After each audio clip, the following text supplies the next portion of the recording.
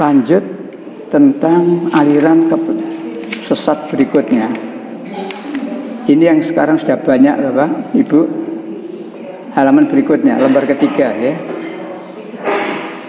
Nomor 4. Lembaga Dakwah Islam Indonesia.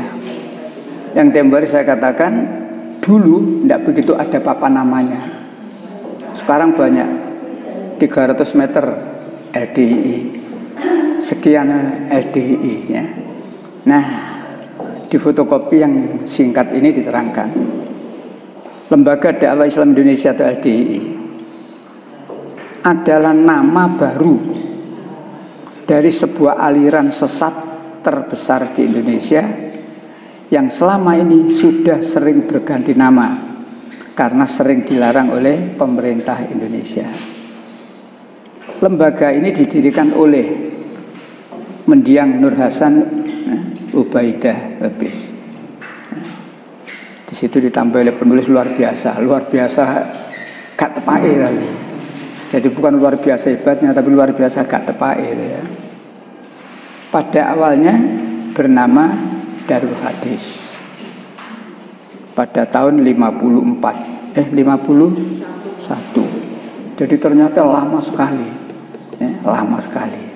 51. Karena ajarannya meresahkan masyarakat Jawa Timur, maka Darul Hadis dilarang oleh Pakem, pengawas aliran kepercayaan masyarakat Jawa Timur. Setelah dilarang, Darul Hadis ganti nama menjadi Islam Jamaah. Waktu aliran sesat itu berganti nama dengan Islam Jamaah, banyak artis terkenal di ibu kota yang kemudian masuk mengikuti ajaran tersebut. Di antaranya Benyamin S, Ida Royani, dan seterusnya itu. Para artis dan penyanyi itu masuk aliran sesat ini karena tertarik dengan ajaran tebusan dosa. Jadi di situ memang ada ajaran penebusan dosa. Jadi di LDI itu ada namanya Mangkul. Jadi ketuanya ini, katakanlah tokohnya ini punya murid. Masyarakat tidak sah kalau tidak ngaji ke tokohnya ini atau kepada murid yang sudah dianggap ini mangkul. Jadi harus ke dia dan harus dibaiat. Harus ada baiat. Nah, nanti di situ ada keterangan-keterangan luas itu ya. Kalau kita kan kepada siapa saja silakan, ngaji kepada ustadz siapa saja, kepada kiai siapa silakan. Nah, tinggal kemudian kita menyaring mana keterangan-keterangan itu yang sesuai dengan Al-Quran, mari kita pakai. Tapi kalau dibatasi, kalau tidak ke sini tidak sah. Walaupun kamu ngaji sampai koyok pun tidak ke sini tidak sah. Jadi memang ada aturan gitu ya. Nah, termasuk ketuanya ini memang luar biasa ya. Jadi yang namanya LDI itu seperti itu ya. Karena ajaran sesatnya meresahkan masyarakat, terutama Jakarta, maka aliran sesat Islam Jamaah secara resmi dilarang di seluruh Indonesia berdasar surat keputusan Jaksa Agung Republik Indonesia nomor. Jadi larangan ini tidak tanggung-tanggung Bapak Ibu. Jadi ini dilarang di Indonesia. Ya, ini dalilnya, dasarnya ya. Adapun sampai sekarang kok masih inilah Indonesia. Ada ceritanya nanti itu. Kenapa kok masih bisa begitu, ada ceritanya. Ya. Nah, kalimat berikutnya itu, karena sudah dilarang di seluruh Indonesia, maka Imam Islam Jamaah Nur Hasan Ubaidah Lubis tadi mencari taktik baru, yaitu mendekati dan meminta ya, perlindungan kepada, dulu ada nama Ali Murtopo. Mungkin ibu bapak yang usianya agak ingat Ali Murtopo itu ya. Itu. Minta perlindungan Ali Murtopo. Waktu itu jabatannya Wakil Kepala Bakin dan Staf Opsus operasi khusus Presiden Soeharto waktu itu. Letjen Ali Murtopo ini adalah seorang jenderal yang dikenal sangat anti-Islam, sangat anti-Islam ya. Setelah mendapat perlindungan dari Letjen Ali Murtopo, Islam Jamaah menyatakan diri masuk dalam Golkar. Nah di sini Pak, sehingga sampai sekarang eksis. Kok sing wani ode ini. Jadi kalau sudah campur politik urusannya sudah beda. Menyatakan diri masuk dalam golongan karya atau Golkar.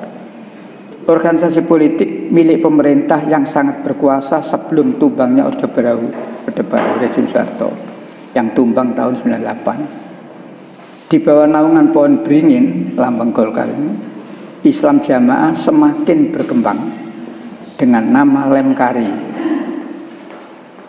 kepanjangan dari Lembaga Karyawan Dakwah Islam. Lemkari. Lemkari ini karena meresahkan masyarakat pula, maka dibekukan oleh Gubernur Jawa Timur Sularso waktu itu dengan SK nomor itu ya.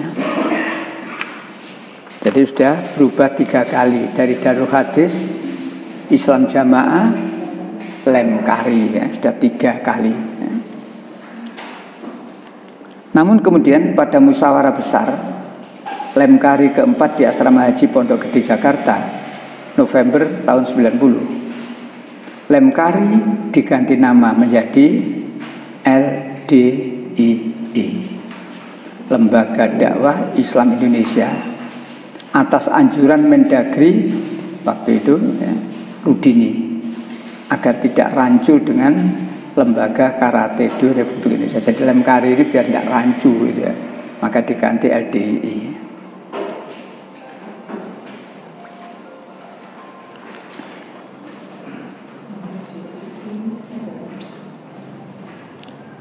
Di majalah Amanah nomor 63 tanggal 2 sampai 15 Desember tahun 88 diterangkan panjang lebar di bawah Ibu Bapak 5 kalimat di tengah-tengah itu ya, setelahnya majalah Amanah itu diterangkan di masjid mereka, coba itu di bawah terus itu di masjid mereka kalau ada orang Islam di luar jamaah mereka yang melakukan sholat, maka tempat sholatnya dicuci ya, dicuci, dipel, dibersihkan. Kenapa?